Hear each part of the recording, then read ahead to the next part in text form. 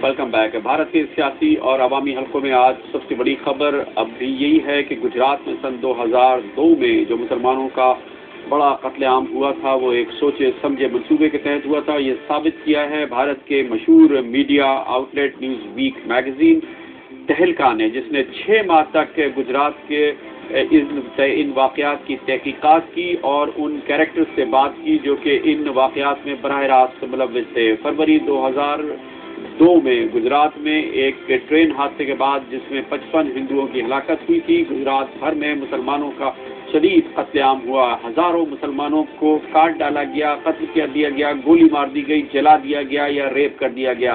हजारों मुसलमानों के घरों को लूट लिया गया, बर्बाद कर दिया गया, सैकड़ों मसाजिद को जला दिया गया और हजारों की तादाद में मुसलमानों के कारोबार को खत्म कर दिया गया। लाखों मुसलमान इससे बराह रास्त मुतासिर हुए थे।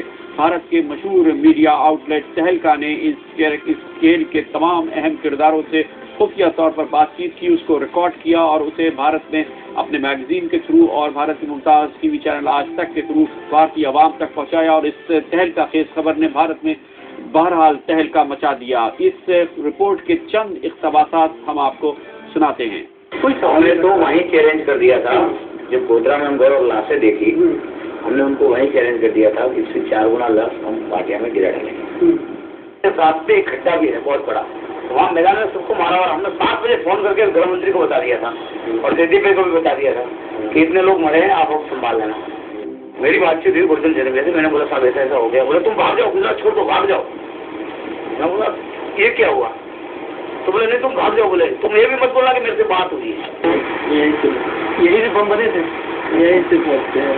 जो हमारा काम ही यही है ना, वो पत्थर तोड़ने का जी, वो प्लास्टिक का सामान आता है, हाँ, वो हम यहाँ से इजी ले सकते हैं डायनामाइट से। आपको दिखाओ? नहीं, मतलब यहाँ हमारा जो काम है वही काम है, पत्थर तोड़ने का। हाँ, पत्थर उसी से टूटते हैं। हाँ, डायनामाइट बना। तो उस समय कितने बम वगैरह बनाए? काफी बम, मतलब मैं बीएससी बम बना के तो काफी देरी हो गई, जब तक 1000-2000 काफी थे। वो गलियों में काम लगते थे ना, आमने सामने। हाँ, चूहा पूरा चालू अगर हिंदू एरिया मुझे मंदिर के ऊपर चढ़ना है, क्या करना है यार? बोले यार ठंडा करना है, ठंडा करना है आपको, मैं एक स्पॉट पे ले चलो वहाँ से। लेकिन मेरे को बताते हैं टूर स्पॉट से आप 4 मार के निकलेंगे। मैं वहाँ स्पॉट पे गया तो बोले यहाँ तो हम आए थे, इन्होंने, मैंने बोला आप आए नहीं आए वो छोड़ दो। मेरे मकान बंद था, उसकी चाबी मंगवाई, स्टेट सामने ही पड़ता था। मैं देखने गया, फायरिंग किया, देखते ही गिरा दिया। ये वो हैं चंद मुख्तसर इक़्तिबासात इस तहकीकाती रिपोर्ट में, जिसमें आपने देखा कि अहम तरीन किरदार जो कि इस मुसलमानों के बदतरीन कत्लेआम में मुलव्विस थे, खुद अपने जुर्म का इतराफ़ कर रहे हैं और बता रहे थे कि उन्हें किस तरह से प्रोटेक्शन हासिल थी गुजरात के चीफ मिनिस्टर नरेंद्र मोदी की। इस वक्त हमारे साथ टेलीफोन लाइन पर जयपुर से मौजूद हैं भारत की मुमताज़ न्यूज़ वीक मैगजीन तहलका, जिसने कि ये एक्सपोजे दिया, उसके एडिटर इन चीफ जनाब तरुण Tejpal. Good evening Tarun ji. Good evening Tarun ji, आप बताइए कि इस एक्सपोजे के बाद, जो कि तहलका के लिए नई चीज़ नहीं है, इससे पहले भी कई एक्सपोजे इस तरह से कर चुका है, आपकी और आपके रिपोर्टर्स की सिक्योरिटी इंटैक्ट है या आपको कोई इस पे एप्रीहेंशंस हैं? नहीं, हमें कोई एप्रीहेंशंस नहीं है। हमने कोई अपनी सिक्योरिटी की ऐसी कोई बात नहीं है, कोई बढ़ाई हो या कम करी हो या ऐसा कुछ हो। हम लोगों ने एक खुलासा किया है जो हम समझते हैं कि सामाजिक हित में है। अधिकतर हिंदुस्तानी ये समझता है कि फिरका परस्ती, सांप्रदायिकता ये बुरी चीज़ें हैं और ऐसी सोच के लोग भी हैं यहाँ जिसके चलते हम देखते हैं कि दंगे होते हैं, फसाद होता है, कत्लेआम होता है और अधिकतर हिंदुस्तानी चाहता है ये ना हो। तो हम लोगों को इस बात पे मैं समझता हूँ कि पब्लिक की सपोर्ट मिली है, उनके हित की बात की है हमने। तरुण जी, ये बताइएगा कि अब जबकि ये आपका एक्सपोजे सामने आया है और इससे ज़्यादा डॉक्यूमेंट नहीं हो सकती, एविडेंस है। आपके ख्याल में नानावती शाह कमीशन जो गुजरात राइट्स को प्रोब कर रहा है, उनकी तरफ से कुछ आपको अप्रोच किया गया है या कुछ पता चला है आपको कि आपके इस एक्सपोजे का, आपके इस इन्वेस्टिगेटिव रिपोर्ट का वो फ़ायदा उठाएंगी, वो इन्वेस्टिगेशन जो इस वक्त हो रही है, सरकारी इन्वेस्टिगेशन?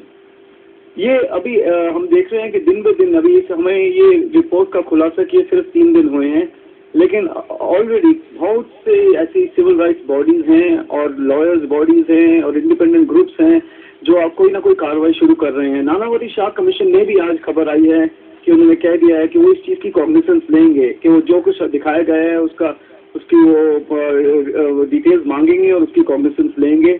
और ये बात काफ़ी अब साफ हो गई है कि सिविल राइट्स के जो ग्रुप्स हैं उनका एकदम से उनको हौसला बढ़ गया है, उनके हाथ में सबूत आ गए हैं, क्योंकि 5 साल से लोग लड़ रहे थे इन बातों पे। आज एक सार्वजनिक रिलीजियस ग्रुप है, धार्मिक ग्रुप है दिल्ली में, जो मैं अभी पढ़ रहा था, जिसमें स्वामी अग्निवेश जैसे और श्री श्री रविशंकर और फादर वाल्सन थम्पू और बड़े बड़े जो स्पिरिचुअल और रिलीजियस नेता हैं, उन्होंने भी एक बहुत स्ट्रॉन्ग स्टेटमेंट इशू की है, ये कहते हुए तहलका का हौसला बढ़ाते हुए कहते हुए कि तहलका ने बहुत नेशनल ड्यूटी की है, काम किया है, और इसके चलते हुए सरकार से ये मांग करते हुए कि वो कुछ नेशनल लेवल पे कोई इंटरवेंशन करें, गुजरात में दखलंदाजी करके कोई जो एक हालात बनाए उसको सुधारें।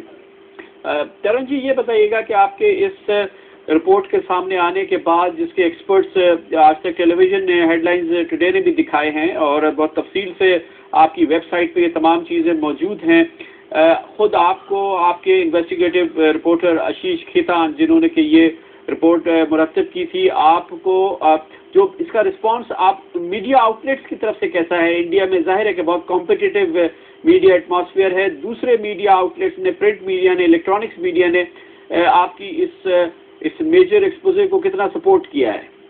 देखिए, ये खुलासा मैं समझता हूँ हिंदुस्तान की पत्रकारिता में शायद सबसे अहम खुलासा है पिछले 60 साल में, और बाकी मीडिया ने भी इसको उठाया है, पूरी रीजनल मीडिया ने उठाया है, हर लैंग्वेज में उठाया गया है, टेलीविजन चैनल्स ने उठाया है। ये बात आपकी बिल्कुल सही है कि बहुत कॉम्पिटिटिव मीडिया है और अक्सर ऐसा करता है कि किसी और रिसाले की कहानी कोई और रिसाला नहीं उठाता या अखबार नहीं उठाता, लेकिन इस केस में क्योंकि एक इतनी नेशनल स्टोरी है, इतनी बड़ी स्टोरी है, ये इसको सबने उठाया है और इसके चलते मैं समझता हूँ कि आगे बात बढ़ेगी। अब क्योंकि जो सबूत हम लेके आए हैं सामने, इससे ज़्यादा सबूत लाना बहुत मुश्किल है। तरुण जी, खुद गुजरात सरकार में चीफ मिनिस्टर नरेंद्र मोदी ने इस पर कोई एक्शन नहीं लिया है ऑब्वियसली, और खुद गुजरात में सरकारी लेवल पर इसका क्या रिएक्शन है? नहीं, देखिए साहब, एक्शन लिया तो दूर की बात है, मेरे जहाँ तक मुझे खबर है अभी तक कोई टिप्पणी भी नहीं दी उन्होंने इस पर। तो ये मैं समझता हूँ ये भी एक फैशिस्ट सी बात हो जाती है कि जब आपके पब्लिक डोमेन में आपके विरुद्ध इतना सबूत आया हो और इतनी बात उठी हो तो आप उसकी जवाबदेही ना करें, क्योंकि हर जनतंत्र में हर एक नेता अपने पब्लिक को जिम्मेवार होता है। तो ये मैं समझता हूँ कि जिस तरीके का रवैया रहा है वहाँ के चीफ मिनिस्टर का, उससे ये साफ हो जाता है कि उनकी सोच अलग टाइप की सोच है, और उस सोच के विरोध में बहुत से संस्थान और बहुत से नागरिक खड़े हुए हैं इस समय उसके अगेंस्ट।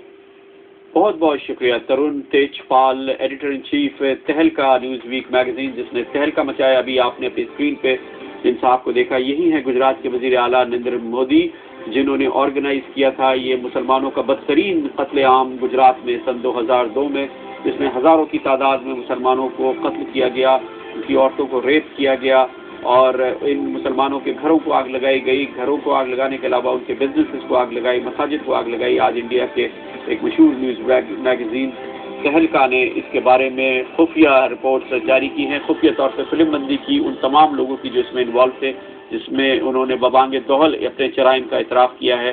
भारत के गुजरात ज़िले में फरवरी 2002 में ये वाक़यात हुए थे। इससे पहले 1993 में भारत के बम्बई शहर में बदतरीन मुस्लिम कुछ फसादात हुए थे जो बाबरी मस्जिद के बाद हुए थे।